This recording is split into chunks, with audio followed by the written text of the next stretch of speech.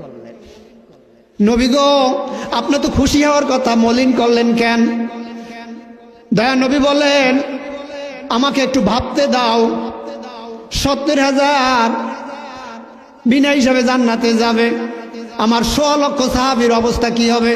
70,000 কোথায় 100 লক্ষ? পাশে ইব্রাহিম হযরতে ওমর রাদিয়াল্লাহু তাআলা আনহু বসা। ওমর রে, 70,000 উম্মত বিনা হিসাবে আল্লাহ তাআলা জান্নাতে ডিক্লারেশন দিয়ে দিয়েছে, তুমি কি বলো?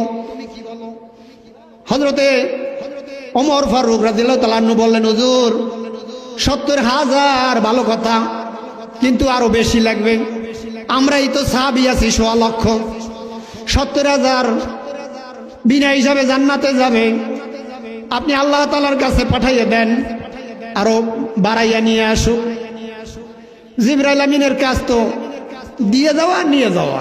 আল্লাহ তাআলার কাছে টেলিফোন করলেন, আল্লাহ গো, 70,000 আপনার উম্মত জান্নাতে যাবে, দয়ার নবীর উম্মত জান্নাতে যাবে। আল্লাহর নবী আরো বেশি বাড়াইয়ে দিতে কন। আল্লাহ রাব্বুল আলামিন বললেন, বাড়ানো যাবে না, আর দয়ার নবীকে বেজারও করা যাবে না। খেয়াল করছেন? আমি বলছি তো বলছি, বাড়ানো যাবে না, আর দয়ার নবীকে বেজারও করা যাবে না।